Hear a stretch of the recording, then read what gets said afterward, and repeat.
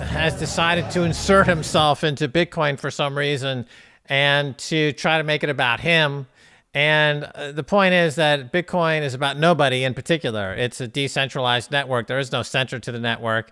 So Bitcoin is about faith, and it's about getting rid of fiat money, and it's not about fear. And people need to disabuse themselves of having this fear of somebody like an Elon because they think he is somehow instrumental in Bitcoin. He's not. Michael Saylor is not. The Winklevi twins are not. Max Keiser is not. A lot of people trust Elon for some reason. I think that trust is misplaced. This is the motto of Bitcoin. You verify, you don't trust. And if you're trusting people, you're going to get led astray and you're going to end up regretting it. Learn it yourself. Take the time and do the right thing instead of taking shortcuts by trusting random celebrities or whatever. This is a story people don't understand, that actually Bitcoin is green. It is, yeah. It uses renewables, and it goes and seeks out where there's excess energy that's not being used. It seeks the cheapest source of energy. And a lot of that cheap energy is the energy that would otherwise get wasted. And a lot more energy is wasted than Bitcoin takes up. And this is what every altcoin personality ends up doing. Roger did that with Bcash. Vitalik did that with Ethereum. Elon wants to do that with Doge. He's like,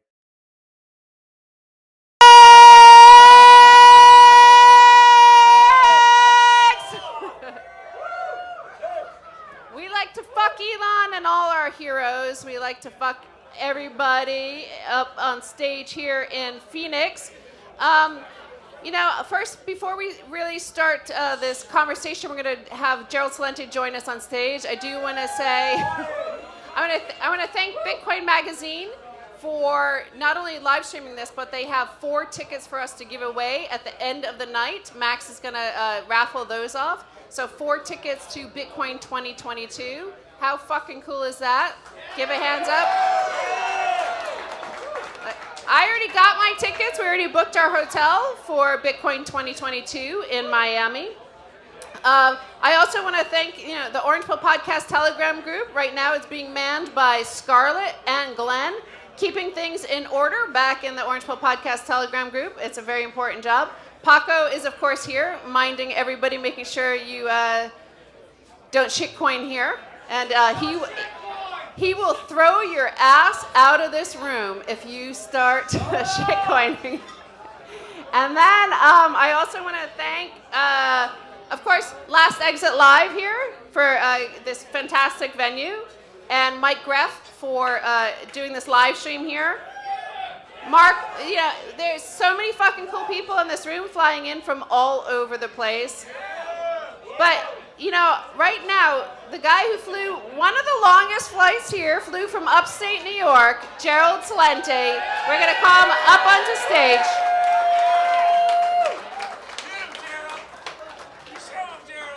Come on, Gerald. Come up on stage. Yeah! Get this way. Yeah! Oh, yeah. Sit here. Let me get one of these up here. He's a pro. He likes to have his mic stand. Well, I got to...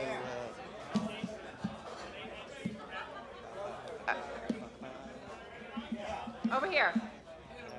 Save the line! Let's go! All right. Thank you. I was looking at this poster that they made, and they took out the U. It says F and then CK Elon. So now I said to myself, when is it proper to say fuck? Well, as we all know, as plantation workers of Slavelandia, we have to look up to the leaders, and all we are just plantation workers. So, if the leaders could say fuck, well, so can we, because this is from the Financial Times yesterday. U.S. President's stubborn streak on show in refusal to shift. goes on talking about Biden. And then there's this piece over here. According to George Packer's 2019 book, Our Man, Richard Holbrooke, The End of the American Century, Vice President Biden invoked the Vietnam War in 2010 when arguing that the U.S. should leave Afghanistan despite humanitarian costs. Fuck that. We don't have to worry about that, Biden told Holbrooke. So Biden said, fuck that. You can say, fuck you, Biden. Fuck Biden! Fuck Biden. Have a seat. Yeah. Fuck Biden. So fuck is proper. And by the way, dirty words are calling pieces of shit called presidents, prime ministers, princes, mayors, councilmen, dignitaries. Dignitaries is a dirty word. What do you mean you're a dignitary? Oh, an honorable. How about, my honor? How about my honor, your honor? Who the hell are you, your honor? So anyway. Except for, excusez-moi, I am Her Royal fucking Highness. Highness. Yeah. Hey, just so you know back there, Gary here is telling you to shut the fuck up because he's going to come kick some royal ass back there if you don't shut the fuck up. All right. Okay. So now on to the Bitcoin. Yeah, then we're going to sit down and chat a bit here. So here we go. All right, so what we do in trend forecasting is you say that current events form future trends. So we look at what's going on in the world. So again, this is just in the papers of the last 2 days. Walmart aims to fill crypto role. Walmart is seeking to hire a cryptocurrency expert. This is from the Wall Street Journal.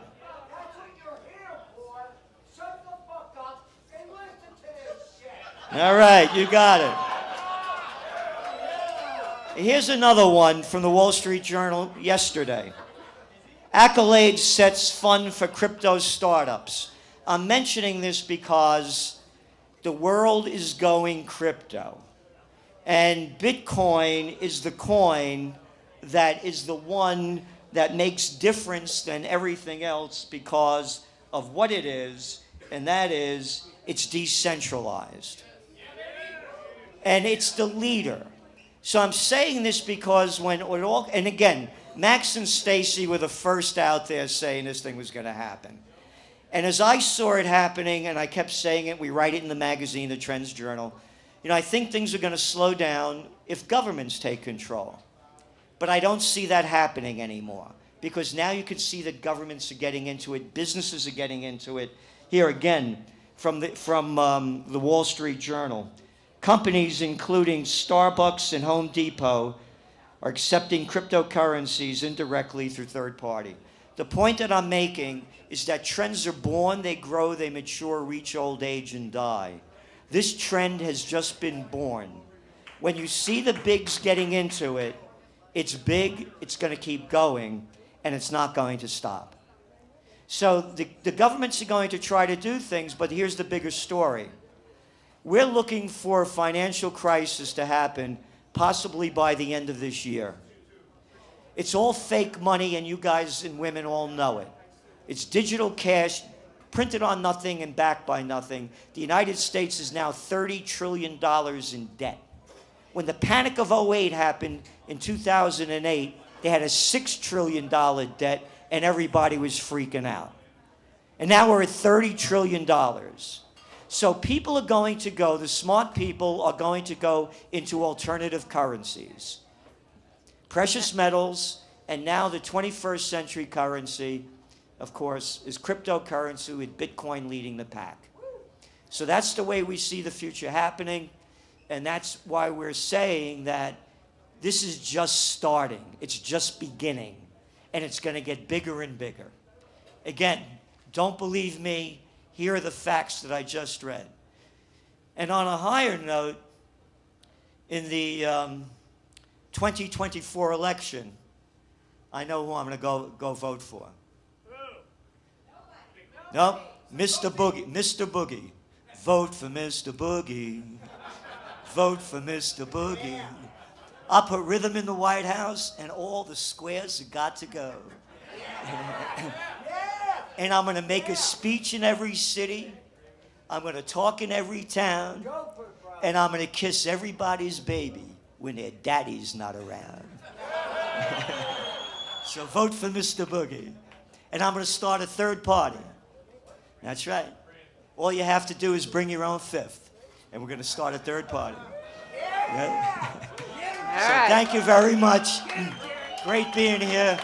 And support what they're doing because they're leading the pack over here. Thanks a lot, everybody. All right. Thanks. That's Gerald Celente. All right. Thank you very much, Gerald. That is Gerald Celente, who we've been orange pilling over the past few years, and we're almost there, totally onto Bitcoin. So right now, we want to invite onto stage Mark Moss, who is here from Los Angeles. You know, he's now got this huge Bitcoin-focused YouTube channel, like 1 million subscribers. He's got his own. Hey, welcome to the stage.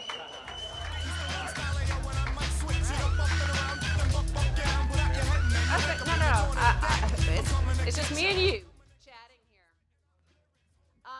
So this has been, when we planned this, we didn't plan on just how historic this moment would be. Yeah. Right? You and I are on the same page about what has happened in Kabul, what has happened in Afghanistan. Oh, yeah. And it's just so remarkable that it happened on the 50th birthday of the all-fiat U.S. dollar system. So first, talk about that. What you thought about what happened on August 15th, 2021, and how it relates back to August 15th, 1971. Yeah, and so shut the fuck up in the back! Yeah, so it was 50 years to the day, as you said, on this monetary experiment, this great monetary experiment that we started. Gold, sound money, was money for 5,000 years, and 50 years ago we decided to try this thing where there was nothing. It was temporary, and we're still doing that, but it's sent ripples out across the world, and it's just caused distortions and problems in every area that you could imagine, and what happened in Kabul is just a symptom of that. And it's easy to see that something like this would have never even started if they weren't able to print unlimited amounts of money. It would have never continued if they couldn't print unlimited amounts of money. And to see it today and like all its problem, and especially the contradictions that we are seeing, it's something to see. Okay, and just so you know, we are going to start asking people to be kicked out if they're going to talk back there, because I can't even hear the guests because people are talking. It's fine. There's loads of space out there for you to go if you want to chat. Uh-oh, here comes Gary. So go, Gary. Somebody did shout out that it. You want to know what the fucking problem is, Stace? Yeah. The freedom that I thought that I was fighting for, right? Yeah. When I start watching you, my kids can have that fucking freedom. Yeah. The bullshit lie. El Salvador? Motherfuckers, I was just one of the fucking spearheads of that fucking shit. And that's the wrong contract. Yeah. Which our government caused the cocaine epidemic. And guess what's coming back? If you're a drug, the heroin epidemic's over. Afghanistan. Afghanistan is over because they fucking killed too many people. They're going back to fucking Central South America. That's right. Cocaine. And I'll tell you what. Okay. We better fucking pray and protect El Salvador. That's what we're going to talk about that in a moment. Just hang on, Gary. So, somebody in the back did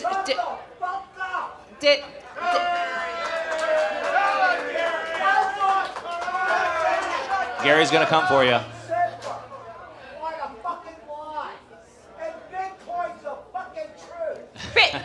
the Marines go in first. first, and this guy's coming in first back there, man. These guys come in first. But, so somebody did mention it was temporary. Of course, we've had many temporary measures since then. That was the very first of them in 1971. Then we've had QE, temporary. Every single one is temporary. TARP is temporary. UBI now seems to be a new temporary program brought in. In a way, you could also compare this to what happens with the shitcoins. So tell us also about that journey of shitcoinery and it is a way to expose the shitcoinery and what it's always well-meaning, right? They're like, well, we're in this debt, we're in this crisis, and we need to fix the situation. Yeah, if we want to talk about that for a second, I think it's more than ever abundantly clear why we don't want the shitcoins. And so, if you understand that solutions are supposed to come to problems. So then, what are the problems that we have? Well, we definitely have unlimited money printing. That's a big problem. Yeah. We need to fix that.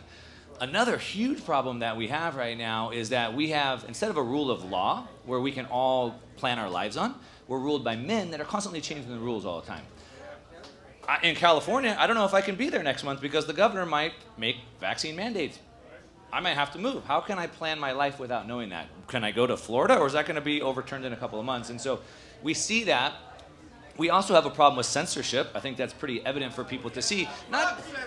And while Facebook is censoring us here in the United States, of course, the Taliban used it to organize what they're doing over there. So they're censoring us. They're giving them free. Biden wants to take away our guns. We gave them $800 billion worth of guns. So we can see that. But on to the problems, we have censorship as a problem. Not just in the sense that we can't say what we want to say, but even owning our wealth, our value, can be censored in a sense where, one, it could be taken, inflated away. But if I wanted to send it to you, they could block that transaction. So I'm censored in everything. So what we need, something that is fixed supply cap.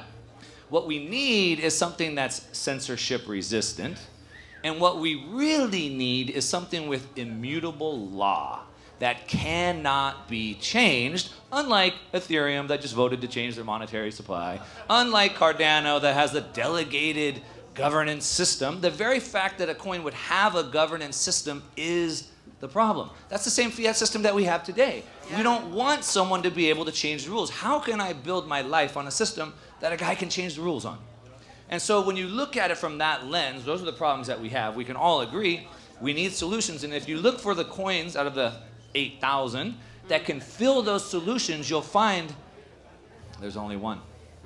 Yeah. Yeah. Fuck shit coins. Right. And the image, of course, everybody is looking at was 1975 Saigon versus 2021 Kabul, and you have the same sort of helicopter airlifting people out. Yeah. But the other thing that struck me, of course, is the puppet president we installed took a helicopter, airlifted out 169 million of our taxes, and it also reminded me of what happened in 2008, 2009, 2010, and now, which was supposed to be temporary, is literally helicopter money was poured onto Wall Street to rescue it from the disasters that they themselves created. Yeah, definitely. And so they just continue to bail themselves out. The fiat system makes it so there's no accountability. They can do whatever they want, cause any problems, and nobody's held accountable for that. And that's where going back to a sound money system would change the incentive structure. So one, a country would not choose to wage war unless it absolutely had to and they thought they could actually win. Because one, they don't have money to go on forever, and two, if they failed, they went bankrupt, and there was massive problems and penalties. And so it's just created these incentives all over the system that are evident. We can see how much it's messing things up. And so, go ahead. Well, the French royal family had their heads fucking cut off because they went bankrupt supporting the Americans. Because I heard they're chopping wood down right now. Yeah, but they went bankrupt because they helped us out here in America and went bust. But they were just trying, they were trying to stop the United Kingdom. They were enemies with Britain, so there was that. Yeah, we were talking about that. You guys lived over there in France for 14 years, and it seems like maybe they just quite haven't figured it out, but they sure do love to overthrow the monarchy or the power, whatever it is. And so I love that attitude. I love the fight in them for sure. And from what I've been seeing all around the world, we're ready for the guillotines. Yeah, yeah. In France, you just watch for the farmers. Once the farmers come out, you know shit is about to get real and the government's about to play. It's always the farmers. Yeah. Now, not everybody may want to get as radical as pulling the guillotines out, but if you're not happy with the way things are going, you don't align with a regime that would do that to its own people, yeah. You don't have to be complicit in that. Yeah. We can peacefully opt out, With take Bitcoin. our money out of the system, stop feeding the beast. With the fractional reserve banking system, they can loan out many times over the amount of dollars in deposit. Well, it works in reverse. You pull money out, it unwinds out. Well, you do see, like, the mistaken notion. People think, oh, like the government regulators love us and stuff like that. But there is a notion in war is that you don't start a war, you can't win, right? Well, and that's why I think they're like, they know they can't beat Bitcoin. And that right there is a perfect example of Bitcoin's power and actually used in Afghanistan. So Afghanistan is known as the graveyard of empires. That's the name it's been given because throughout centuries, throughout all of history, as early as 350 BC, Alexander the Great went and tried to take Afghanistan and died and lost his empire. Genghis Khan tried to get Afghanistan, failed. The British Empire tried to hold it down in the late 1800s. After they withdrew, 2 years later, empire failed. Russia tried to hold it in the late 80s. After they withdrew, 2 years later, Soviet Union fell. And now we've just watched America withdraw. We'll see what happens. But what's interesting, and we talked about this yesterday, at the time in 2001 when we went to move in, they said, hey, give us Osama bin Laden, and Omar from the Taliban said, we ain't going to give them to you. And Bush said, fine, then we're coming after you. There's nowhere on earth you'll hide. And Omar said, bring it. We'll outlast you.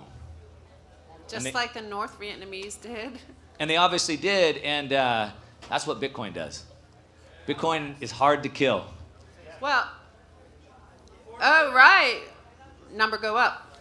Number go up. So, well, we were also talking about the decentralization. So one thing, I haven't been to Afghanistan, but when in like 2005, 2006, Max and I interviewed this journalist from Der Spiegel, Ulrich Feichner, and he said to us, you know, he had just returned.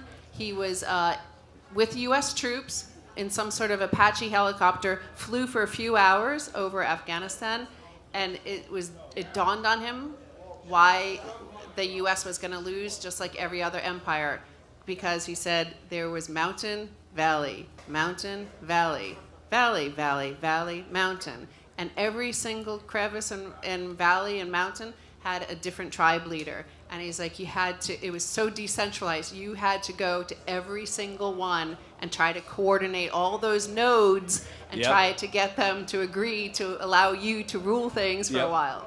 Yeah, that's the honey badger right there. Yeah. The honey badger is decentralized. So in Afghanistan, there's no central government, to your point, so you have to go one by one. It's never going to happen. Yeah. And that's exactly what Bitcoin represents with that node structure, as you said. And so there's just no way. We saw China take down over half of the network at once. And like Max said, TikTok next block. Yeah.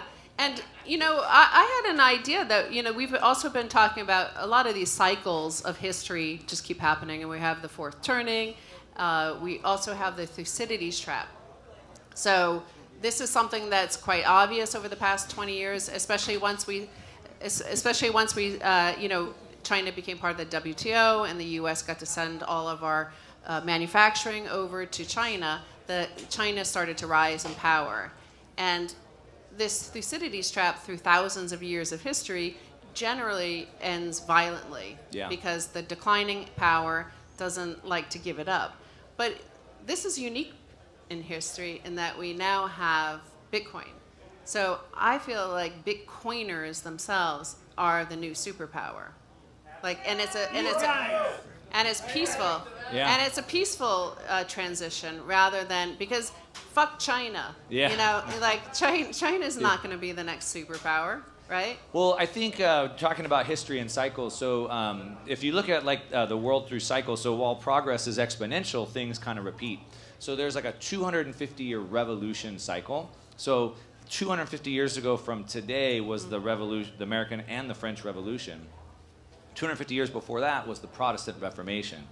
And we can go continue back. Basically, both of those represented rejecting centralization to move to decentralization. It's easy to see, anybody with half a brain can see that we're at peak globalization today with the World Economic Forum and Trade Organization, and Health Organization, and UN, and IMF, and blah, blah, blah. Yeah. Peak centralization, but at the same time, the world is rejecting it. So we can see millions of people around the world are uprising and marching like we talked about in France right now. And so we're at that revolution, 250 years right now. But I think I would agree with you in a sense where it's not a revolution fought with guns, but I think it's fought over money and information. Yeah, and Nick Bhatia's book is really good at this about the actual revolution. I think a lot of people, even in Bitcoin and long-term hodlers, don't even actually understand the revolution in that layer one money. That there's only been, this is the third layer one money. We've had gold, we had U.S. Treasuries, but U.S. Treasuries centralized. It's at one point of issuance, and then Bitcoin.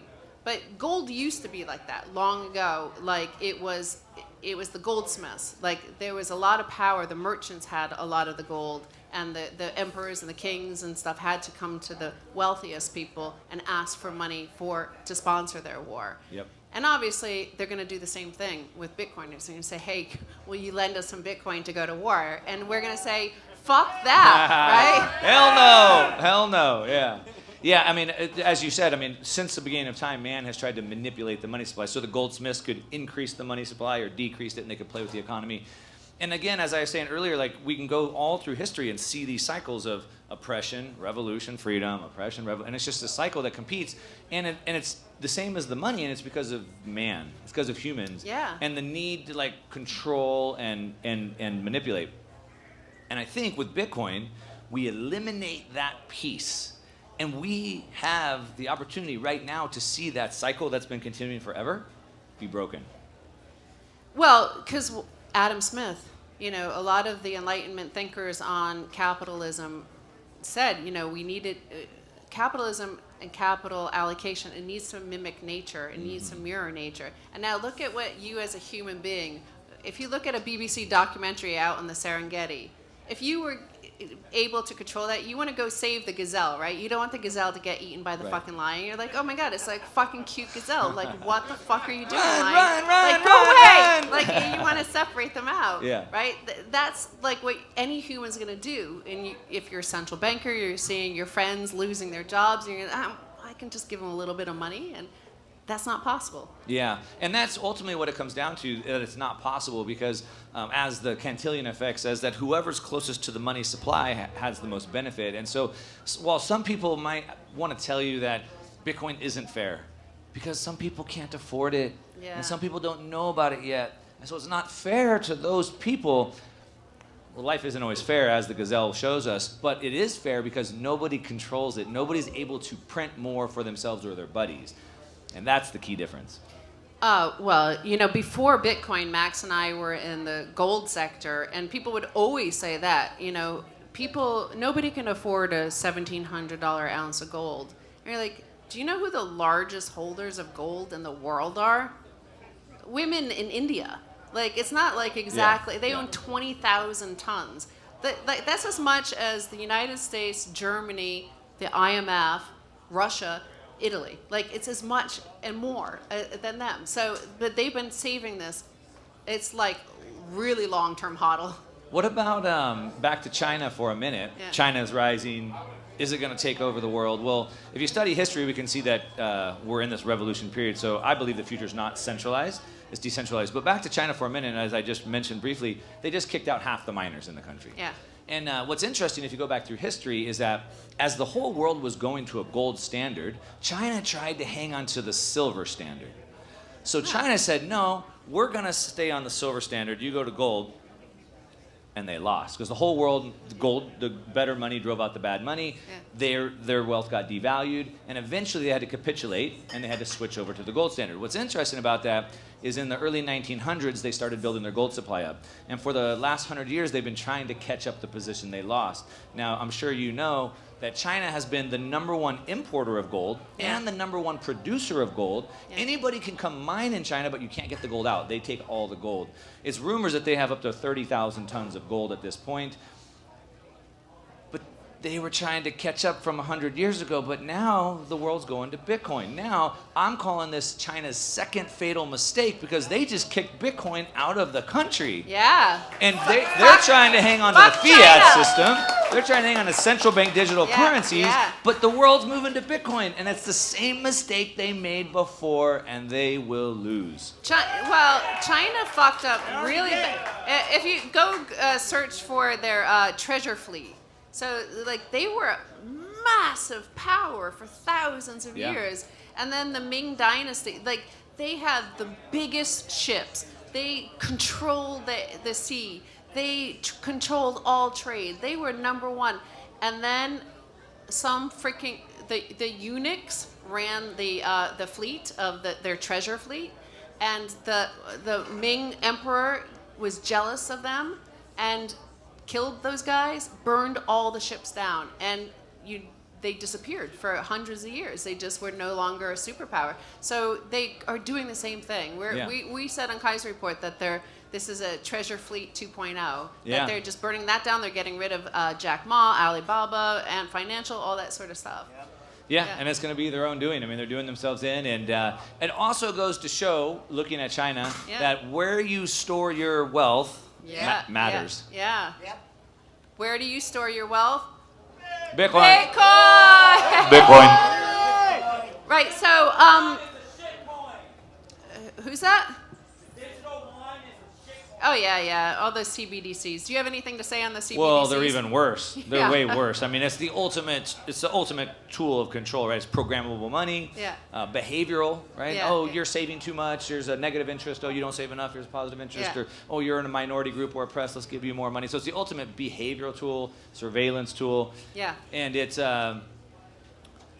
And it again mimicking nature. Like you see that in nature. Like they're trying to look like a chameleon, look like you. Right. Oh, like let's act like it's like a cargo cult. Let's just like look like a digital currency, like a cryptocurrency. And their plan is pretty good. So like they're hosting the Olympics next year, and their goal is to roll it out full scale release. Yeah. And it's almost like this like evil James Bond villain where it's like, aha, let's attract the whole world, all the world leaders here for a meeting, and we'll blow it up. So they attract the whole world in for the Olympics and then make everybody use their CBDC. And just have like instant adoption. And track you, of course. Yeah, and track you. And then track you forever. So, just tell people where to find you. Tell us a little bit about this new podcast you're doing for iHeart. Yeah, so I've been on just putting out a podcast and doing stuff on YouTube. And iHeartRadio, the largest radio network in the world, I believe, wants to pick up not only pick up my podcast on the network, but have me produce a radio show. And I try to talk about a wide range of topics.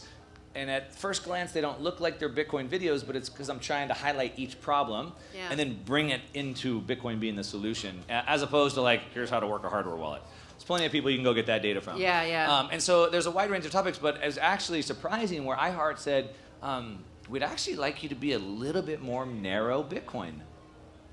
And I was like, wow, all right. Once a week? Every day? It's going to be once a week, a 3-hour show every weekend. That starts October 2nd. And we're going to take it to the masses. All right. That's cool. That's cool. And give everybody your Twitter handle. Yeah, so just Mark Moss. If you want to follow me on Twitter, I'm pretty active, especially lately. It's just the #1 Mark Moss. And on YouTube, Mark Moss as well. And then the show will be the Mark Moss Show. Yeah, so this is really cool. He just interviewed Max, and it was so weird because you walked in and you said the same exact thing I had just said. Max and I on the drive over talking about Afghanistan, and we were like totally on the same wavelength. Well, our tweets are always on the same page as well, right? We're looking at the world the same way. We're looking at big picture. So Well, I think Bitcoin is it's like a thread that runs through all parts of humanity. And I think it intersects with all of our lives a little bit differently. So some people may be more into the tech side or the monetary side or the history side, the philosophy side. For me, it just seems to intersect in kind of the history and political side. And so that's kind of, I guess, my viewpoint of it. And I think it's important to understand that because like it's really hard to explain Bitcoin to somebody because it means different things to different people. Yeah. Well, yeah, if you study history, all you see are rises and falls, like collapses of empires and tragic mistakes of usually one individual fucks up everything for everybody. And then, Bitcoin does fix that. That's it's an amazing thing that came along. Yeah, it's awesome. I would say to add to that, or maybe to end this, but I think it's pretty evident to see where the world is going right now. Technology is being, technology is a tool, but they're using it, they, being the governments, are using it to continue to put us in a box. And so, of course, the central bank digital currencies we talked about, the social credit source system that they have, of course, now passports on your phone, and they're working on global IDs to log into websites so you can't use anonymous accounts anymore. And so really the point is to put it all into a single location that could be switched on and off. It's easy to see that the trend is towards totalitarianism. And if you ask yourself, what breaks that trend at some point? And really, there's nothing. They are going to continue to do that. And I believe, unfortunately, that if they succeed, it could be this perfect prison, almost like a Matrix-type movie that we never come out of. And maybe for the rest of humanity, they keep that enslavement. But we have Bitcoin, and we can defund the state. They're already crumbling under their own weight. It's already falling, and Bitcoin can just push them over the edge. And I just want everyone to understand, and this is not to be hype, but this is where we're at in civilization, society right now. If we don't win here, the future of humanity is almost in the balance. Either we have perfect enslavement with technology, AI, etc., or Bitcoin wins, we have freedom, and then we have that for the rest of society. Now I have hope. I believe we win. I believe history shows us that. The drive for human freedom always wins. Yeah. I believe there's great hope and prosperity on the other side, but we got to hold the line right here. Yeah! Give it up for Mark Musk. Well, thank you so much for coming out to Phoenix as well and coming up on stage. Hope you enjoy your drinks, your taco. Oh, whoa. Oh, that's why. All right. Thank you so much. Well done. Yay! Good boy, Mark.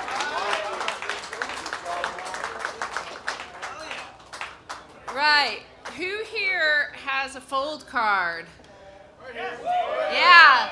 Are you fucking addicted to the whole spinning the fucking wheel? It rules my fucking life, man. Right. I'm just trying to see. Look, I need to fucking spin my wheel. Okay, let me do that. Okay. I won 25 sats! Yeah! Right, well, I bring that up because not only did Max buy you a round of drinks on our fold card, the charge hasn't gone through yet, so I was hoping to be able to, spin that wheel on there, the rewards wheel. But we have, you're welcome. We have in the house none other than Will Reeves from Fold. I hope he's hearing this and he's ready to come up on stage because we're going to talk about some of the, you see the big announcement about their AR thing. It's like Pokemon Go, I think, sort of thing. Not that I've never played Pokemon Go, so I don't even know. I've seen videos of it. Will, on the stage. Yeah.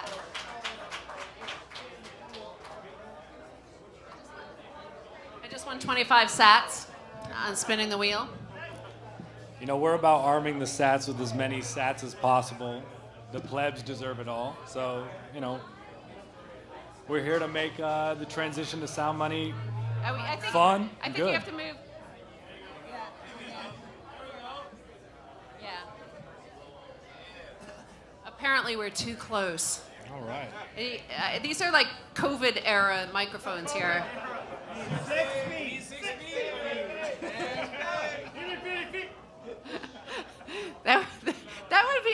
way to enforce. It's just like have an annoying screeching noise. It's like feedback. Get away. All right, so Fold card in the house. Tell us this new thing you've just launched, and how do I play it? All right, so the Fold team is all about just like we experiment, we look at the whole space, and we're operating in this crazy place called crypto.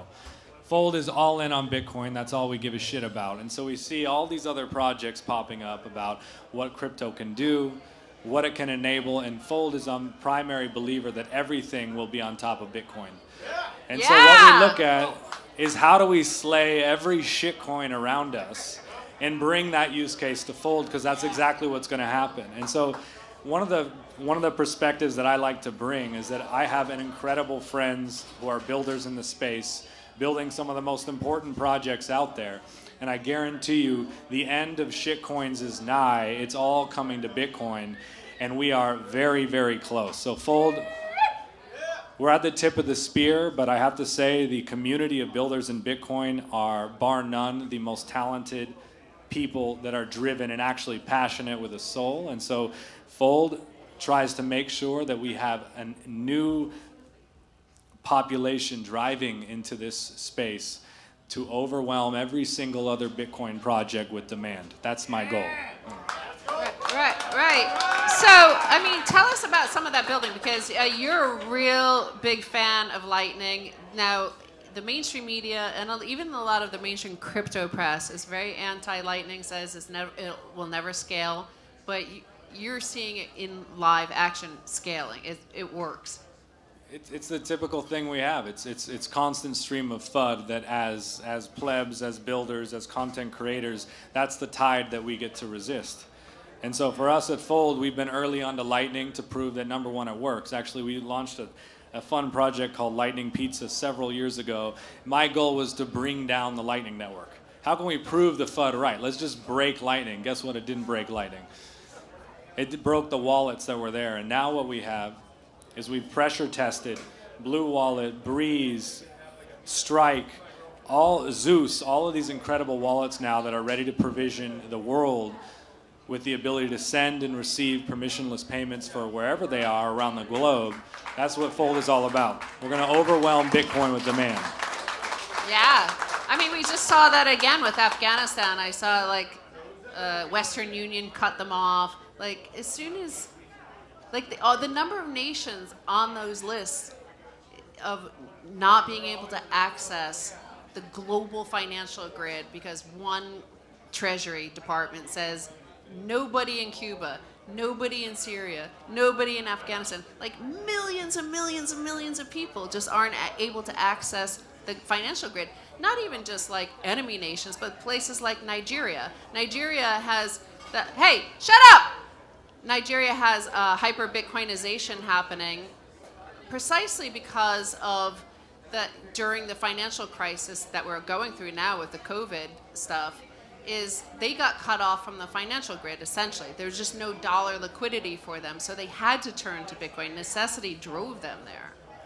I saw that tweet from Western Union. I had to take a double look. I thought that was like a crypto graffiti fake Western Union thing, and I could not believe that that's the state of affairs. One of the things that we get to benefit from being Bitcoiners in this space is we already see the future.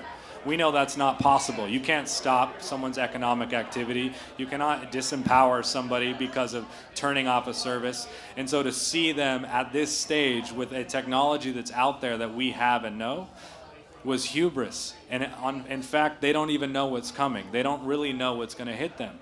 So for us, we have a huge head start, and it's been a head start. We did the lightning torch. That passed through Venezuela, through Iran. We've already proven that we've created an unstoppable economy, and all we need to do is build infrastructure to support wherever you are in the world to be able to access this. Yeah. And the other thing with these lockdowns and COVID, and probably everybody here had the same situation that Max and I had, which is like canceled flights, canceled hotels. We had lots of airline miles. Fuck airline miles, right? Like part of the reason we're like booking everything, like we have to before they expire. They're about to expire in December. We've got to use up all these credits before then. Your credits never die. This is the original shitcoins. We've been living in shitcoins far before, you know, the ICO boom and the Cambrian explosion of bullshit. We already have lived with this, and you know, in fact, the primary currency we use fits into that bucket as well. So what we're looking for now is how do we meet people where they are today, provide a service that looks and feels very similar to what they know, and then transition them into a radically new world of self-sovereignty without them really even knowing. And that is what the mission of Fold is to do. You go sign up for Fold. You have to go through KYC. You have a checking account. You have a debit card. But guess what? All of the activity then is going to be earned in Bitcoin, an unstoppable currency that in the future with Fold will be put into a self-hosted wallet that you control, can take wherever you want.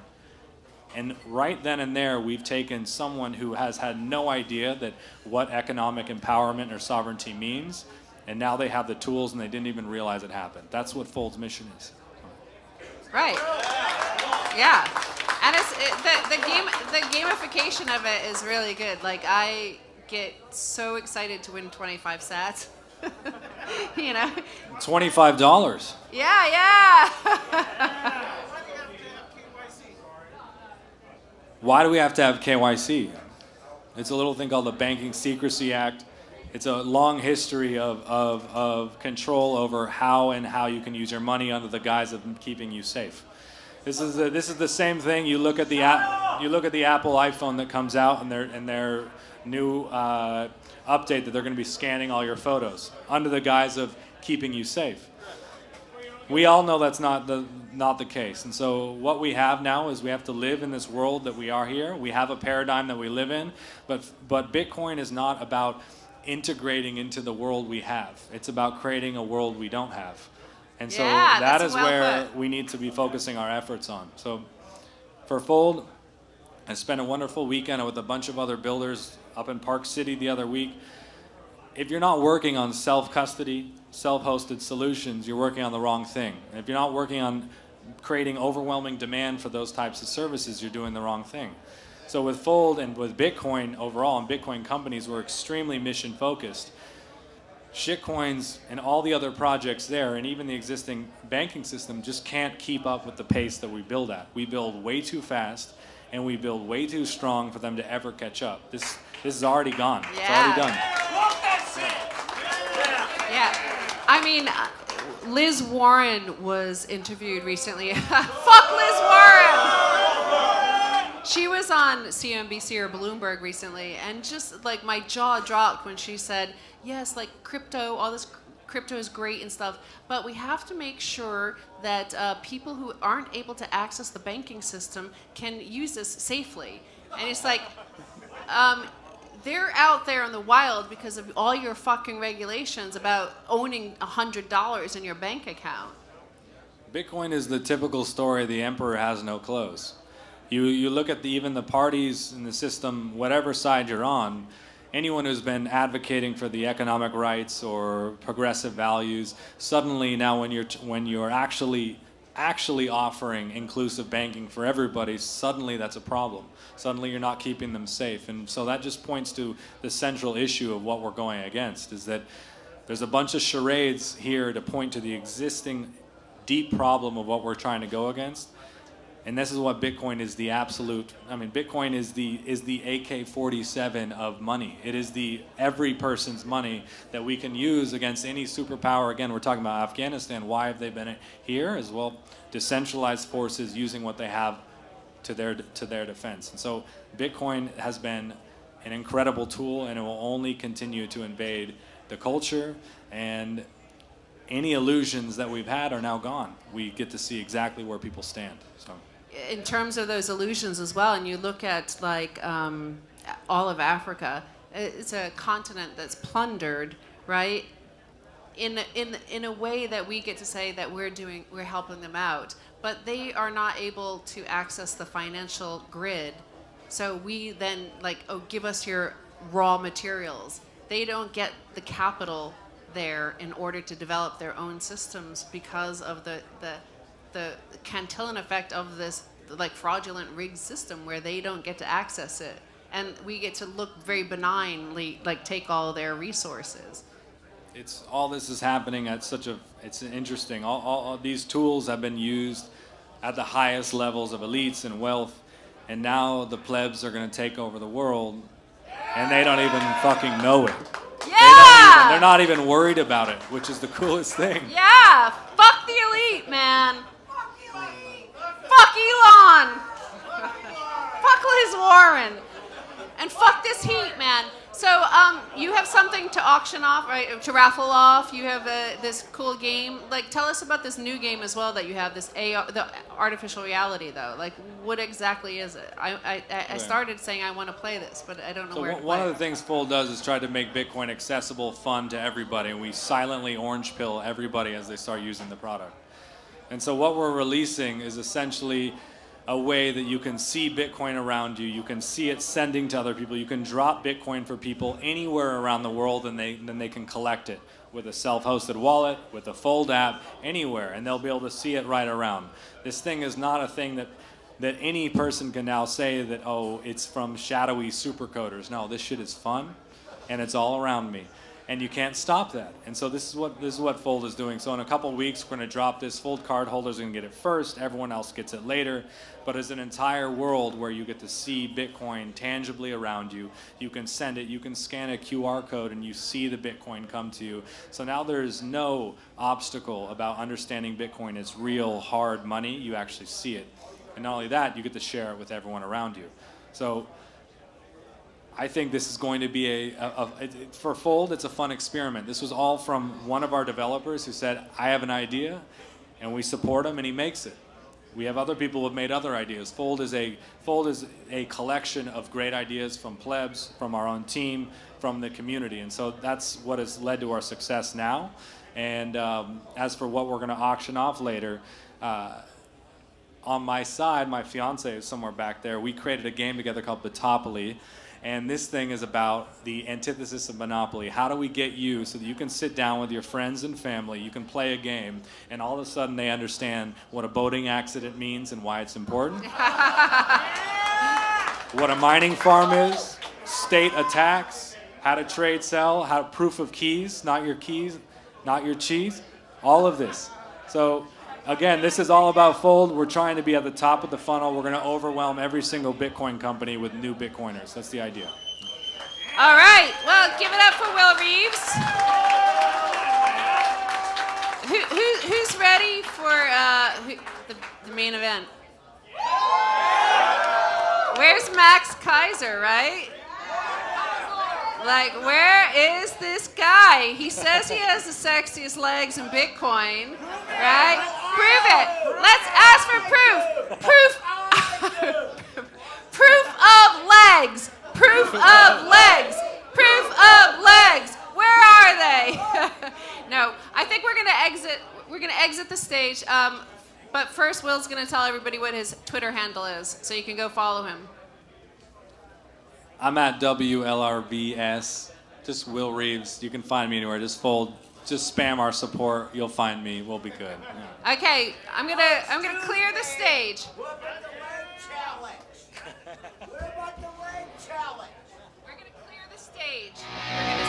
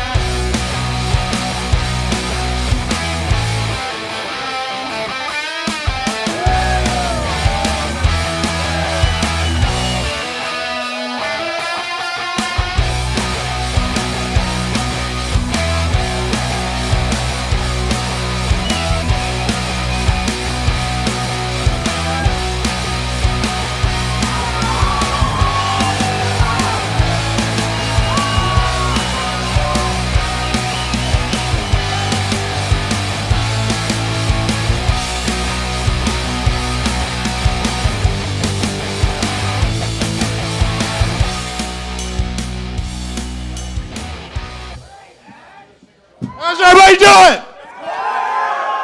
All right, my name is Max Keiser. I'm a Bitcoiner. Hello. Let's hear it for the plebs. The plebs are going to inherit the earth. Repeat after me. Jamie Dimon is a parasite. What a scumbag that guy is. 4 years ago, it's like, I'm never going to touch Bitcoin. It's a piece of shit. I wouldn't have my own daughter touch it. Now what are they doing? They're selling it over at JP Morgan. They're selling it only to their elite clients.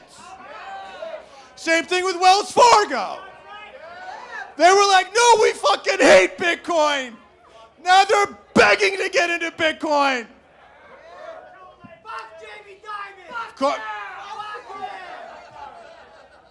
That's what I'm talking about. You know, the thing is that as these fuckwits get more into it, guess what? They're going to be paying more for it.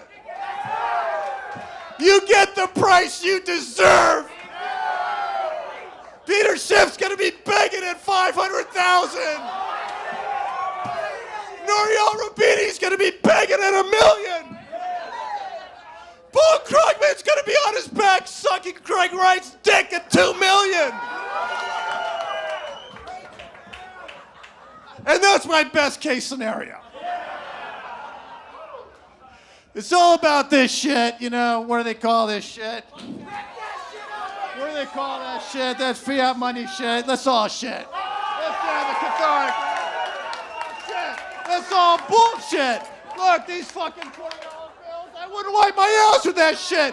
Can I go in Papusa in El Salvador with this? No. Can I buy a cup of coffee in France? No. Can I go anywhere in the world with this piece of shit and get anything in value? Absolutely not. Because it's fucking shit. It's fucking shit. It's complete shit. It's complete utter shit.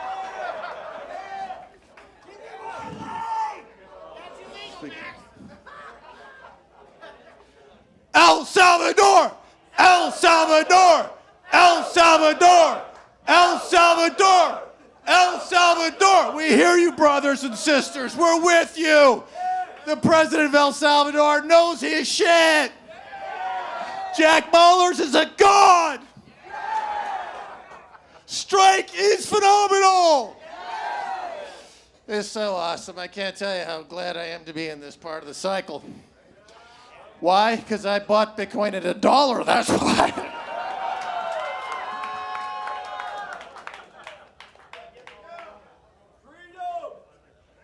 I'm a toxic maximalist. Fuck yeah, Max! The only way to go, Max! No shit. I've got so much of the fucking sats, I can't believe it. I fucking love it! What else we got here? Oh, another $20 bill. Fuck you. Hey, Jay Powell, suck my balls. Yeah, how about that? You know, it's all confetti. It's all nonsense. It's all bullshit. You know, every single one of those scumbags in Washington, they're going to be begging and buying Bitcoin. All they do is trade on inside information all day long. That's how they make money. It's goddamn bullshit monopoly money.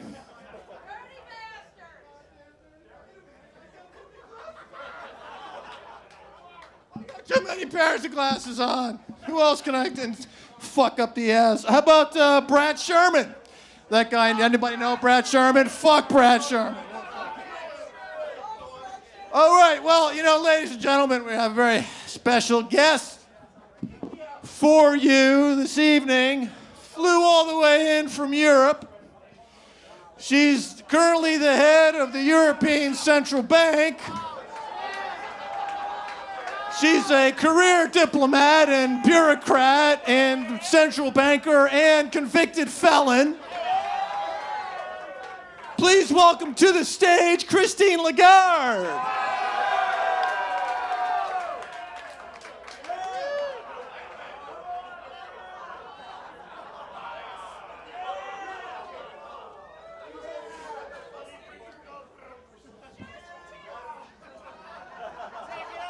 Bonjour. Je m'appelle Christine Lagarde. Je suis chef de SCP. Et j'ai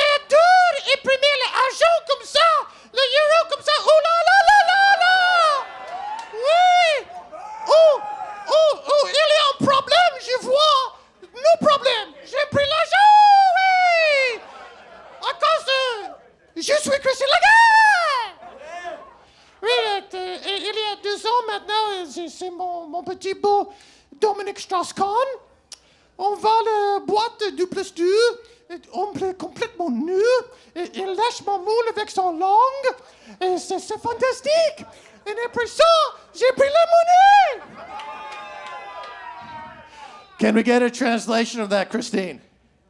Oui. What I said is that Dominic Strauss-Kahn, he come to the swingers club and he licked my pussy.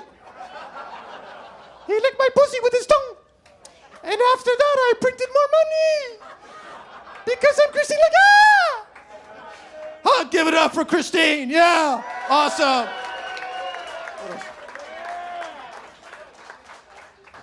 This is brought to you in part by Bitcoin hats. This classic Bitcoin, are you Bitcoin hat? Step up. Step on the stage, son. Step right up here. This is, you just stepped on my foot. God. Max, right now you could be you could be a Satoshi millionaire right now for $478. Why are you not a Bitcoin Satoshi millionaire? Well said. Now this is your hat. This is the Elon Musk version. We see the Bitcoin Pac-Man eating Elon Musk. These are available at your store, correct? Okay. Yes, absolutely. Where do they find you? They can find me at madeintheshade.com. All right, these are excellent products. Got a round of applause for this gentleman. You may exit the stage. Thank you. Well, it's all fun and games, ladies and gentlemen, but, we have some serious topics to discuss. The religion of Bitcoin. People say, is Bitcoin a religion? Is maximalism a religion? You're damn right it's a religion! It's God coming down to hack humanity after we fucked up so badly with our money. He came in through the SETI at Home project. Remember that in the 90s? You could search the extraterrestrial with your computer and the massive parallel networking, searching radio frequencies, looking for extraterrestrial life. And they said, no, we never found any. But little did we know that in through those radio waves came Satoshi. He infected the brains of the cypherpunks. They went on to create the protocol known as Bitcoin. And he suddenly was able to hack humanity so that we can figure out how to get out of the mess we made with this bullshit fiat money. The problem most people have is that they come to Bitcoin and they say, I just heard about Bitcoin and I'm here to fix it. Here's the truth. You don't change Bitcoin.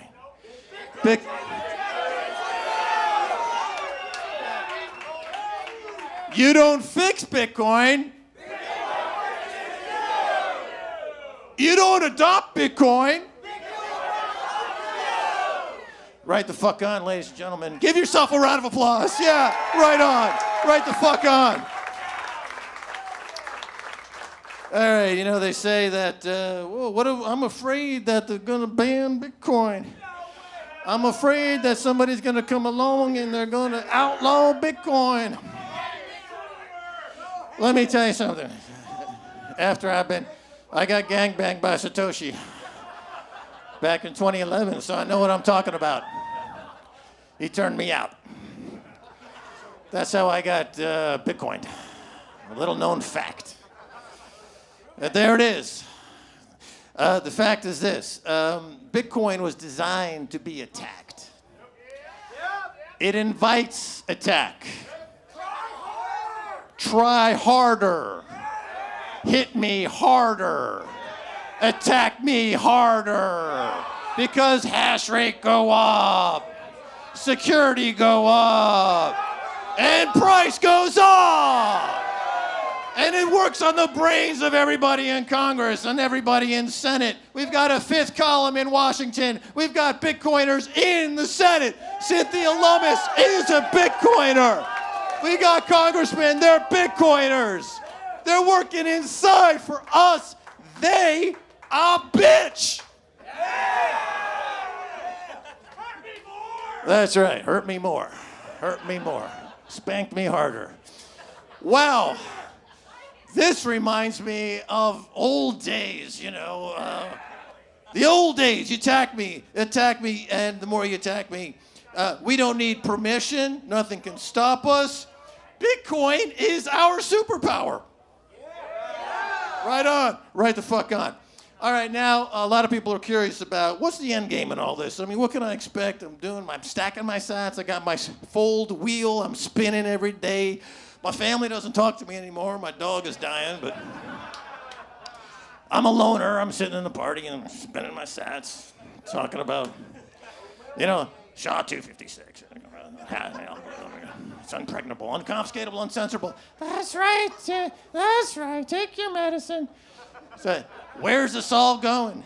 If you think about it, every 10 minutes, the entire protocol from the history of the beginning is synchronized. You know, it's audited, synced every 10 minutes. TikTok, next block. It's a whole world that's going on it. It's the Bitcoin standard. We get a deep, penetrating consciousness raising every 10 minutes. You all feel it. You felt the consciousness raising. Think about this now. We got 100, 200,000 people to millions of people, 20 million people on a Bitcoin. They're trading Bitcoin. They're hodling Bitcoin. They're on the Bitcoin standard. They're having a simultaneous collective unconscious experience, empathetically joining with their fellow human being. What we're heading for, ladies and gentlemen, is one fat global orgasm. That's where we're headed. It's sex. It's all about sex. It started with sex, and it's going to end with sex. Bitcoin is sex. UTXO is our fucking sperm. And they're scattered all over the cosmic universe. And they're impregnating people's minds. It's like, holy shit. You mean you can't take it away from me? That's right. It's unconfiscatable. So that's something to look forward to. How many people are looking forward to that? Pretty sure. Yeah, of course you are. Of course you are. Perfect sex. You know, we've all been trying for it since, you know, a long time. Now we're going to experience it. Right? What could be better? Now here's another thing we need to clear up. Here's another thing we need to talk about. People say, you know, the problem with Bitcoin is it uses too much energy. Have you heard this? Have you heard this? Have you heard this nonsense? It uses too much energy. Here's the thing. How much energy is Bitcoin going to ultimately use? The answer is all of it. All of it. All of the energy. All of the energy. And you know what that's going to do to the environment? It's going to make it a lot better. You guys think about it. The Bitcoin is going to disintermediate the fiat money system, disintermediate the banks, disintermediate the central banks, and disintermediate those scumbags at the Pentagon who I pay $2 trillion a year out of my tax money to go over to Afghanistan to go blow their wad on a couple of falafels and not win jack shit. I mean, the last time I looked at a map, Riyadh, Saudi Arabia was nowhere near Kabul. They're looking in the wrong place. So if you take all that away, you disintermediate all that cost. Global energy consumption gets cut in half. 170,000 terawatt per year, I believe, drops in half. If you love the environment, you love Bitcoin. If you love Mother Nature, the way I love Mother Nature, you are a Bitcoiner. So let that message get out there, that the Bitcoin standard is ultimately the most ecologically friendly thing, and it should be. Why not? We love planet Earth, and we want to live here for a long time, so why not cut the energy use in half by getting rid of all the intermediary jack shit bullshit artists on Wall Street and central banks and everybody else. As we head into the Bitcoin singularity, here's another trick you may want to know about the Bitcoin protocol, the spiritual side of it. I talked to Jimmy Song about this, who wrote the classic Bitcoin and God, I believe it. What's the name of that business? What's the name of it? What? What's the name of Jimmy Song's latest book? I have no idea. Thank you very much. What's the name of Jimmy Song's latest book? Oh, you're asking the wrong person. All right. The name of the book is You're Asking the Wrong Person. I don't know if have you seen the book? What's the name of his book? I have no idea. God damn it! Don't you people follow Bitcoin? Thank God for Bitcoin. Thank God for Bitcoin. What's his? Luigi, come over here. What is he? What is it? Thank God for Bitcoin. Right, Luigi. A round of applause for Luigi. Who else? How you doing? What's going on? Nice to see you. On my own shit right now. Why? How come you're calm? What happened? When I came in, you were screaming. Now you're calm. Do you feel the power of Satoshi within? You feel it. How's it going over here? Nice to see you. Nice to see you. Hello. Why are you hiding behind? Hello. Hi. Excellent. I saw your hat. Have fun staying poor. Whoa, Jesus! Why do you sneak up on me like that? All right. Here's the thing about the Bitcoin protocol and the spirituality of it. You may not be aware of. You see, as Bitcoin chases all of the energy in the world, hash rate goes up, right? It goes from like 140 quintillion calculations per second. You know, we were at over almost 200. We're going to 1,000, 10,000. It's infinite. Hash rate's going to infinity. So what does that do to the target number on the difficulty adjustment? It keeps going down infinitely closer and closer to zero. So we live in a new world of infinitely down to zero and infinitely up to infinity to the greatest, biggest number ever. That's how Bitcoin is ripping the cosmos a new asshole. Am I right? Am I right? Am I right? Am I right? Am I right? Am I right? Am I right? Am I right? Am I right? Am I right? Woo, woo, woo, woo, woo, woo, woo, woo, woo, woo, woo. All righty. What else we got in here? You know, we started doing a Keiser report 13 years ago. Me and Stacy Herbert doing the Keiser report for 13 years. You know, back in 2008, there was the Occupy Wall Street movement. And everybody was wondering, what do we do? You know, there's so much problems with these banks. How do we get rid of them? And we covered the Arab Spring. We covered the Dignitates in Spain. We covered everybody around the world in what's called the global insurrection against banker occupation. Anybody who's been watching our show, we heard us say that. Global insurrection against banker occupation. So Bitcoin basically is Giapo. It is that global insurrection against banker occupation. Unlike the French Revolution, which I just, you know, when I want to get cheered up, I reread the Wikipedia page on the Reign of Terror. You know, this is the French Revolution where 17,000 aristocrats were beheaded by guillotine. You know, and I'm like, that's fucking cool, man. The national razor. Bitcoin is that national razor. Bitcoin is the global razor. But it's completely, you know, full of love. It's all about love. We're going to hug the world as part of our revelation. Part of our revolution is one big hug. And I think we got to keep that in mind. That it's all about peace and love. It's all about sex, peace, and love. Sex, drugs, rock and roll. Except it's going to be sex, drugs, and Bitcoin. That's right. Right before coming on stage, I had my nipples pierced. And they're really sore, so I'm not going to do that.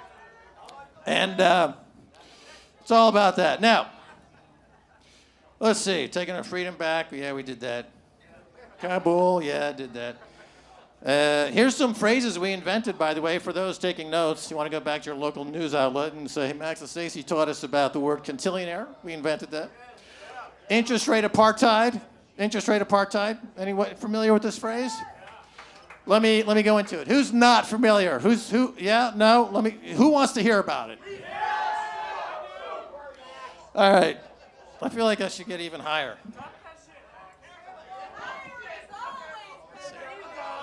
I'm fucking Elon. There we go. This is great. Now it's like this is a true circus act now.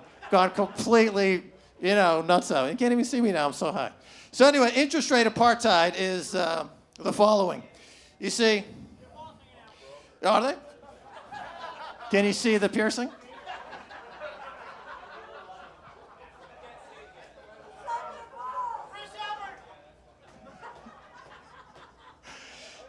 Oh man, that feels good. It's just one long, slow orgasm. You know what I love about the pleb network is that when they talk about the lightning, what am I missing? Yeah, they talk about the girth. Where's Dread? Is Dread? You know, Dread, it's all about the girth. And I'm like, you know, that sounds kind of sexual. And I was like, yeah, that's right. Oh, there he is. There's Dread. Round of applause for Dread. The lightning. Hey, Dread, come on up here, baby. Come on. Dread, say hello. Yo, go on. Let's talk about girth for a second. What is that? How does that relate to the lightning channels? Dread. Well, if you have a lightning channel, you know what it is, but the girthier you are, the better you are at friendship and magic. And girth is magic. Magic is friendship. And friendship is the lightning network. And the lightning network is plebnet, and we're all plebs here, so we're all in the lightning network together. Yeah, beautiful. Thank you. Thank you so much. Thank you, Sahi. That's fantastic. Well, we're doing another one of these get-togethers in Jamaica coming up in the next few months. So I'm going to be brushing up on my bong skills, and so I can blend in with the locals. So yeah, interest rate apartheid. You know, the thing is that if you're friends with the bankers on Wall Street, if you're a hedge fund manager, you're a private equity guy, what's your cost of borrowing money? Zero. If you're you're not a friend of these people, you're on a credit card, you're paying 17%. You're on a payday loan, you're paying annualized rates of thousands of percent, right? That's interest rate apartheid. There's no wall. They just jack us through interest rates. Why should we be paying 17% at the end of the month to keep food in our mouth when Jamie Dimon and these Wells Fargo cunts are borrowing money at zero? Or as a matter of fact, if you're Jamie Dimon, they pay him to borrow. Are we going to live in an apartheid state? No, we're not. How do we get out of it? Bitcoin, Bitcoin, Bitcoin. Individual sovereignty. That's right. Bitcoin has no top because fiat has. Very good. Very good. Nice. Peter Schiff.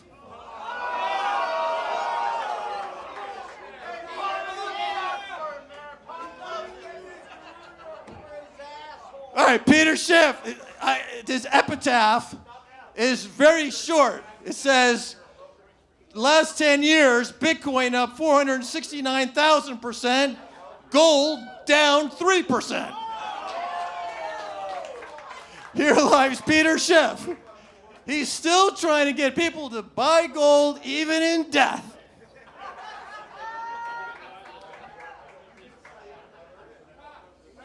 Right. How about Warren Buffett? He said, it's a direct quote, what? He's a fucking dinosaur. We've got the right to print money, Warren Buffett. It sounds like Charles Hoskinson. It sounds like Vitalik. What's the difference between Vitalik and Warren Buffett? They're just printing money. All righty. We'll see what else we got here. Who follow? No, that's too crazy.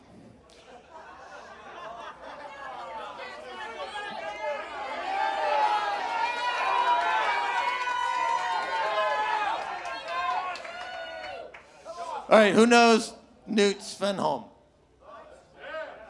Any Newt Svenholm fans? All right, see, this is an awesome quote.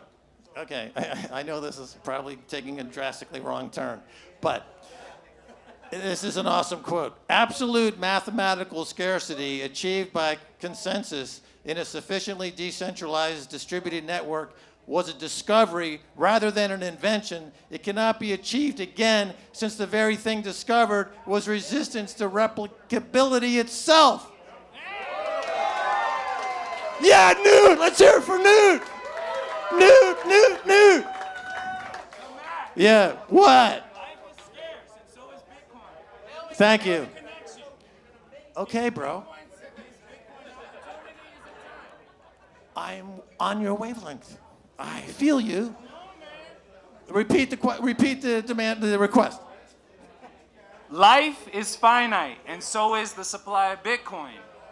Is Bitcoin time or is it opportunity?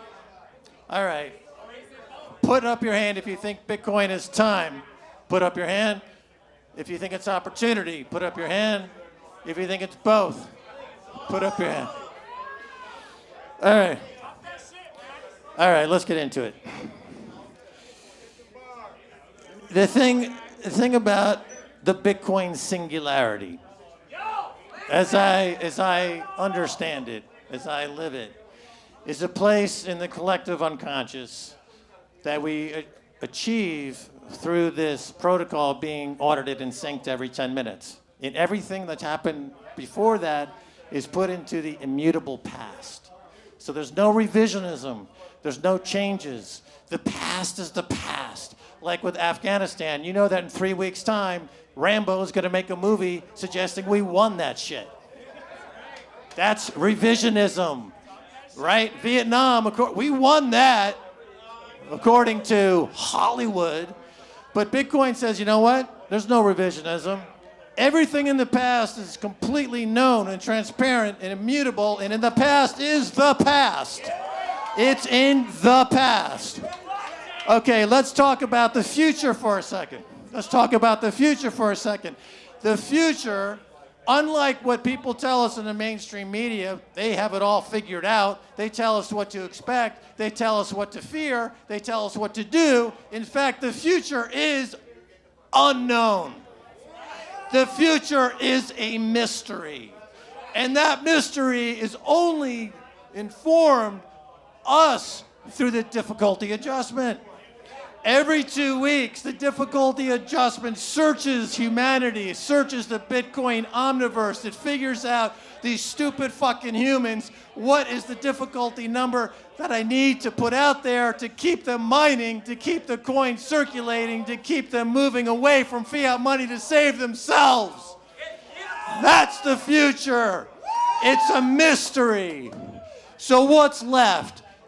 The present. The only thing we have is now. The cosmic now. The forever now. And therefore, in my view, the answer is fuck Elon. I think that was, are we on? All right. That's beautiful. Oh my God. What else we got here? Well, I'm taking a request. Let's see. What else? Whoa. Yeah. Da. What? What? Of what?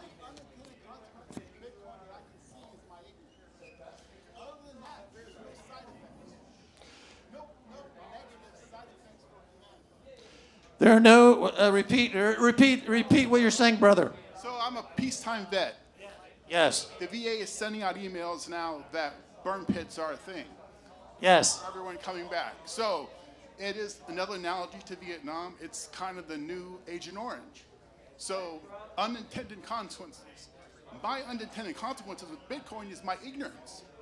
Once I overcome that, there's no side effects, no negative side effect. It's deep. Let me see if I understand. The unintended consequence of Bitcoin is you alleviate your ignorance. No. The only side effect is my ignorance getting in, is the mistakes I'll make, the learning curve I have no knowledge base to go other than what I remember the week you first said Bitcoin. Right. So you're on the path. You're on the Bitcoin path, and you're on the path of discovery, and it's a path that's giving you some enlightenment. Yeah. Right. You can't hurt a fold tonight. You're learning more. You like learning. You're humble. You're humbled by it. The only negative is my learning curve, and how I can master that. Unintended consequences across. Okay. All right. I got it. You know what that says to me? It's ancient wisdom. Know thyself. You see, we live in a world. Where we are at an existential crisis in knowing who we are. We are not allowed to know ourselves. We're constantly being distracted. We're constantly being, lights are flashing, advertisements are playing. The funny money is giving us the illusion that every single problem can be solved by printing money. That illusion has kept the people in America and around the world going for decades, thinking that there are no consequences for any poor decisions or any poor actions, because all that money can just solve all these problems.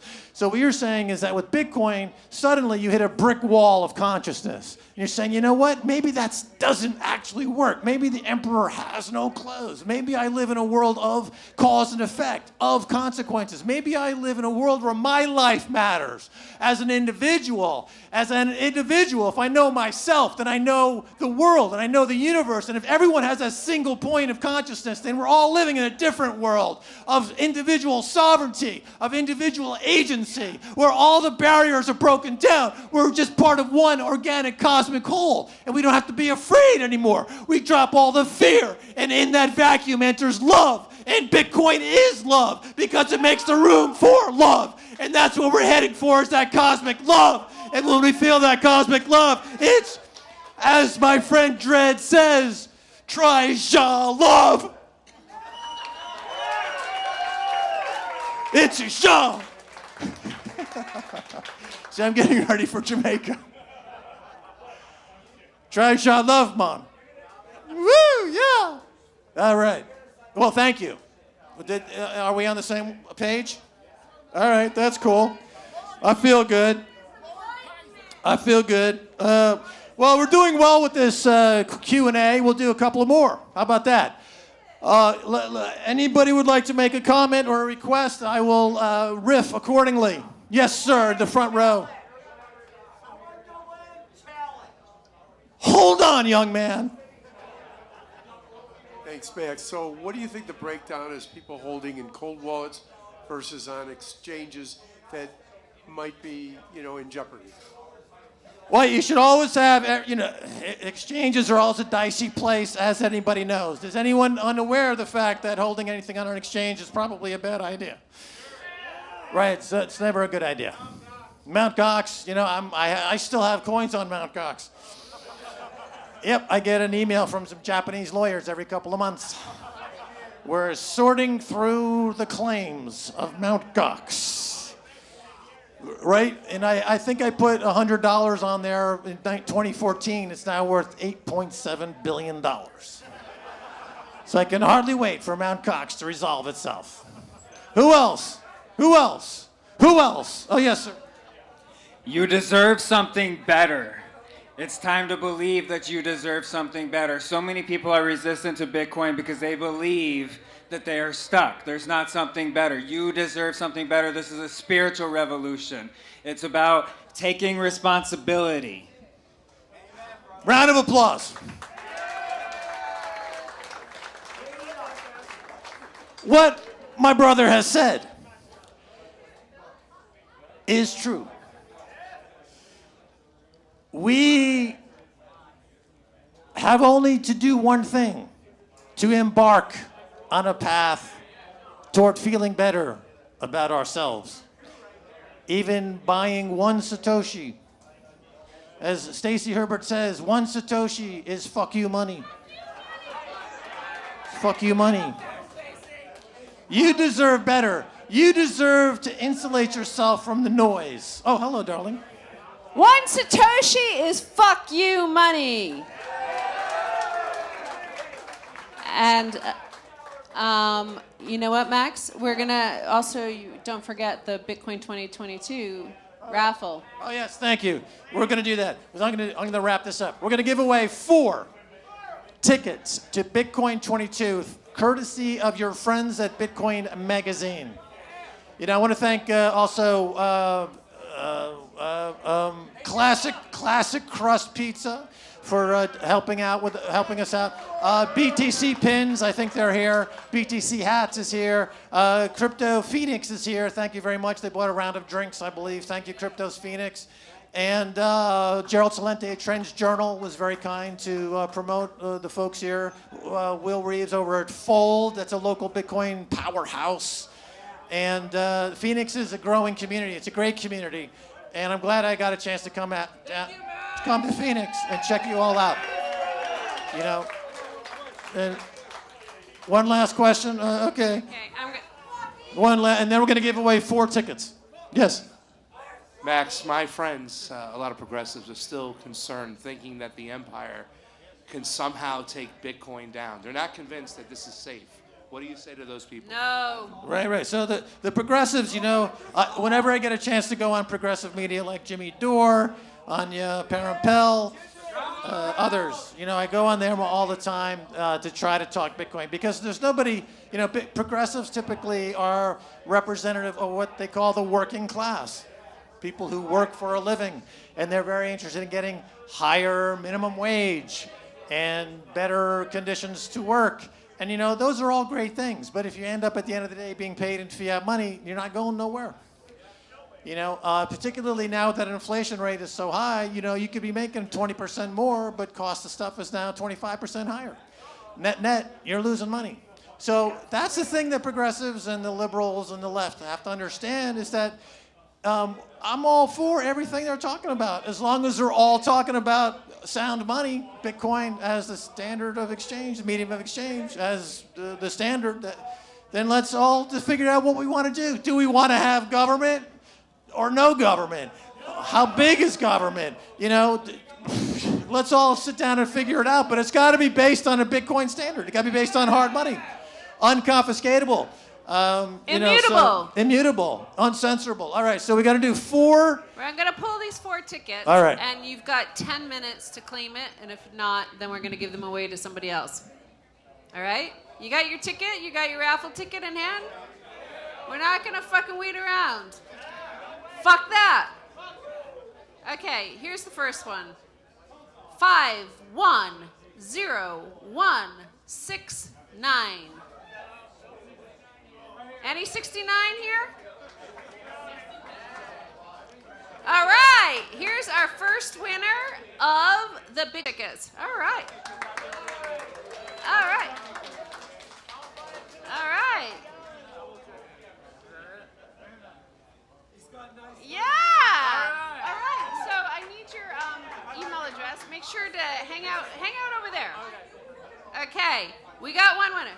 Okay. Yeah. Here's his ticket. Make sure go get his email address. All right. Okay.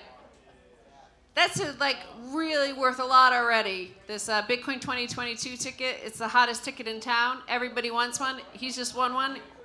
And here we have Bitcoin Magazine is going to give away yet another one right here. 510-037. Yeah, no way. All right, this guy. This is not Michael Saylor. So everybody keeps asking for his autograph. Oh my God. All your models are destroyed. Yeah, let's hear it for Michael Saylor. All right. Yeah. Congratulations. Good job. Yay. Okay. Is this going to be your lucky number? Right. Okay. 510-056. Okay. That guy might not be claiming it. Okay, we've got another one here. 510-123.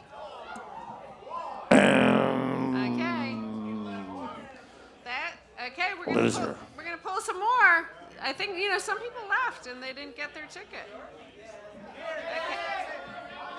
Oh, there he is. Ladies and gentlemen, looks like we might have a winner. All right. Good job. Yep. Okay, which one were you? One, two, three. All right. All right. Okay, that's your ticket. And Paco's going to get your email address so we can make sure to give it to Bitcoin Magazine. Okay. One more final. One more. Okay, here we go. 510175.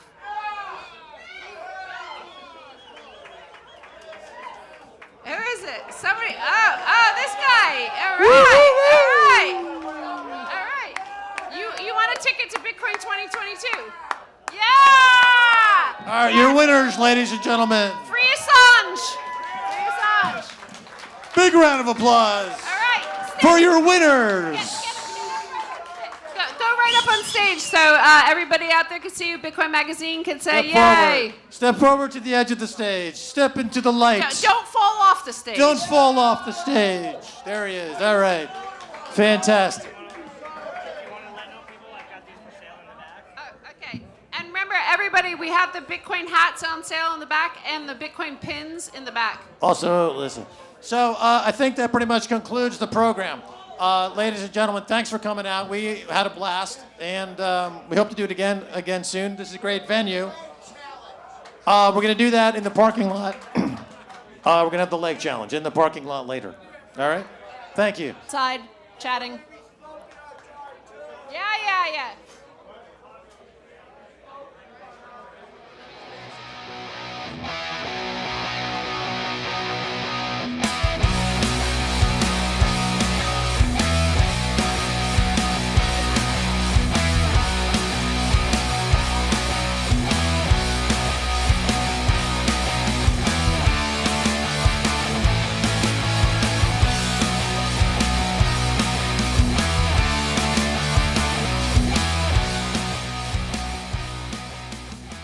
And the point is that Bitcoin is about nobody in particular. It's a decentralized network. There is no center to the network. So Bitcoin is about faith, and it's about getting rid of fiat money, and it's not about fear. And people need to disabuse themselves of having this fear of somebody like an Elon because they think he is somehow instrumental in Bitcoin. He's not. Michael Saylor is not. The Winklevi twins are not. Max Keiser is not. A lot of people trust Elon for some reason. I think that trust is misplaced. One is there to give you freedom. Every evil authoritarian regime has been positivist. You think about Nazi Germany or Soviet Union or any of these places where they commit these atrocities. There's a bank that they were caught laundering $8 billion of Mexican drug cartel money. Yeah. They don't deny it. They paid maybe a little fine. 60,000 dead Mexicans, war on drugs because of money laundering, thanks to HSBC. Mexicans with their heads cut off rolling down the street because of HSBC. Okay, so are they the biggest? No, there's one even bigger. It's called Wachovia Bank. They were caught laundering $400 billion in Mexican drug money. They were bought by Wells Fargo, which is now the biggest shareholder, is Warren Buffett. At Warren Buffett's annual meeting where he's playing little ukulele, singing about Charlie Munger's cock he's got in his mouth. Did he happen to say, oh, I just bought Wells Fargo. They laundered lots of drug money. Mexicans are dead. Happy me, I'm Warren. Happy Warren, I kill Mexicans. No, he didn't say that, did he? No. But he's complicit. He's complicit in their murder. Okay. He's complicit in the gun running that goes between America and Mexico. He's a terrorist. And I don't use that term loosely. Heads of Bank of America, HSBC, Barclays, Lloyds, Royal Bank of Scotland, they are financial terrorists. It doesn't matter what the reform is because you've got no regulatory agency who's willing to put anyone in jail. During the last major scandal, the S&L crisis in the United States, you had 18 serious crimes. Goodness They're sake. stealing money. You're just talking la la la, just so that people get all excited Do about people it. like austerity measures? Do you No. like austerity measures? No, that's that what you want? No, the regulator is controlled by the government. There is no doubt that the regulator... The government is owned by the banks. Oh, rubbish. Absolutely. Listen, we're now moving into conspiracy theory nonsense, which is why we need to understand exactly what went wrong. Who owns Royal Bank of Scotland? Yes, of course the government own it. But you now, said but you just contradicted yourself. My friend, the you've got Stockholm syndrome. You've been held hostage by bankers, and now you fall in love with them. You're ill. No. You're in league with the financial terrorists. No. You're a bad guy. No. Listen, you're an enemy of everybody in this audience because you're defending some bankers who are stealing money. That's why I say let's hang some bankers. I'll be honest with you, Max. I think murder is unconscionable, and I don't think you should hang murderers. But you have to exercise the cancer. You've got cancerous bankers in the system corrupting the system. You've got to get rid of this cancer. You don't need Bitcoin either. Yes, you do, because it's the most secure. It's the only secure database that's ever been invented. That's the technology. You fail to understand that it's a new technology that is as profound as the printing press or the electric light bulb. You're comparing it to things that you shouldn't be comparing it to. It makes no sense. You're talking nonsense. Yeah, this is... Okay? It's a brand new breakthrough in technology. Your kids are going to be wondering why their dad didn't see the value. They'll be like, Dad must have been on drugs because he never saw the value. Anyone who's got a brain and a conscience and a desire to be free is going to want to be in crypto. They're not going to be walking around with a shitload of gold. Hi, I've got 2 tons of gold. Oh, let me into your country. I want to be free. Let me into your country. They'll say, I'll take your gold right now, and you're going to jail. I propose all you take your fiat money out tonight and burn it, so that make a full commitment to Bitcoin. There's no going back. Don't ever go back to your fiat money ever. Buy some gold, because Peter's got to eat too. You know what? But never, never go back from crypto. Bitcoin is designed to be attacked. Attack us, bitch. Elon, you fucking cunt. Come and get me. Come and get Bitcoin. It's unconfiscatable. It's uncensorable. It's immutable. Yeah, it's freedom, baby. We need freedom. We need to touch freedom. We need to be freedom. We need to live freedom. Fuck Elon. Fuck Elon.